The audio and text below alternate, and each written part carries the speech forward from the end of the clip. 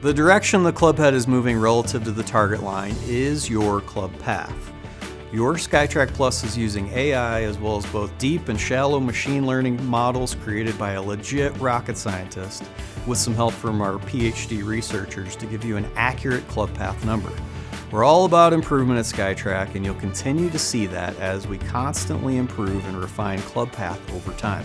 The club path number has a major influence on the curve and side spin of your shots. I'd suggest you have an in-to-out path of around 4 degrees as a starting point for hitting high draws that end up in the fairway or next to the flag. Club speed is the rate at which your club is moving as the ball leaves the club, and it's measured in miles per hour. PGA Tour players average over 115 miles an hour of club head speed with their driver. Your swing technique and a well-fit driver can really move the needle on increasing your club speed. Distance is the ultimate separator of skill in golf. Beating your friends consistently is much easier with faster ball speed. Ball speed is how fast the golf ball travels as it leaves the club face. Faster ball speeds can produce more powerful shots. Professional golfers average almost 170 miles an hour of ball speed with their driver. A lot of factors add up to increasing ball speed. The main variables you should watch are club head speed and smash factor. Improve either of those and you'll also see your ball speed increase. Face to path is the biggest factor in determining which direction your shot curves as well as how much. Face to path is the difference between the face angle and the club path. Assuming a centered strike directly on the club sweet spot, the ball will curve away from the path of the club and toward the club face.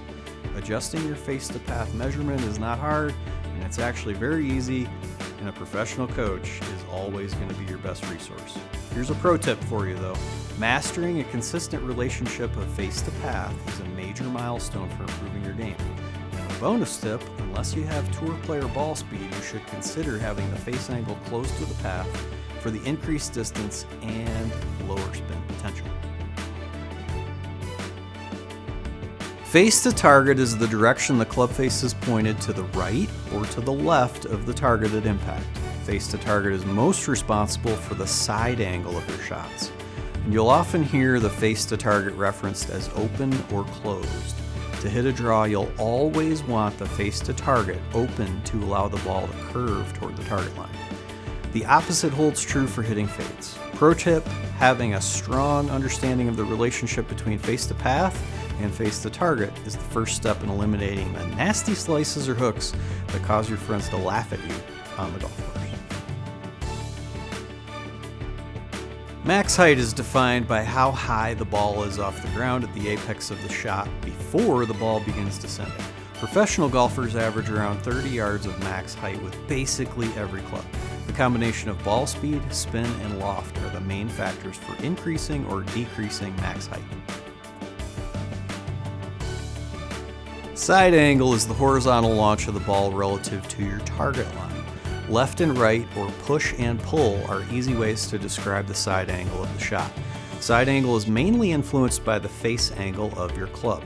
The combination of side angle and side spin will determine how close you are to your target. Side spin is an easy to understand representation for the amount a shot curves. Your SkyTrak Plus will tell you which direction the ball curved, and the larger the number of side spin, the more the ball curved in that direction. If you see the side spin number reading less than 200 RPMs in either direction, that shot's going to look really straight when you're outdoors watching the entirety of the ball flight. If you're regularly curving shots with a side spin over 700 RPMs, you should really consider some professional swing help or even a club fitting from a professional coach to help you take some of the curves off your shots, which will help you enjoy the game quite a bit more. Smash factor is a ratio that defines how effectively energy is transferred from the club into the ball. The formula is ball speed divided by club head speed. The higher the smash factor, the more effective the energy transfer was. For example, when you're trying to hit a driver as far as possible, a smash factor of 1.5 is awesome. That number will go down the more mishit your shots are. Irons will always have a lower smash factor than your driver because you're not trying to max out your distance potential.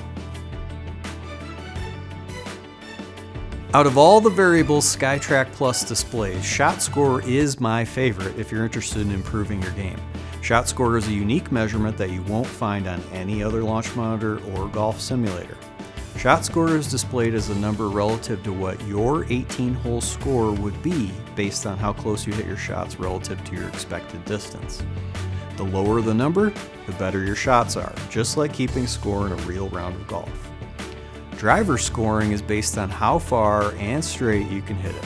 All of your other clubs are relative to your expected distance with each club. After you hit 20 shots with a club, SkyTrak Plus will compute your expected distance with that club. That expected distance will be displayed in the upper right heat map. That expected distance will also change over time as your game changes. Your shot score with each club will help you compare your skills to professional golfers, the type of golfer you want to be, and help reveal aspects of your game that need some work. If your shot scores are lower than you are really expecting, it's time for you to put in some emphasis on club head speed and finding more distance.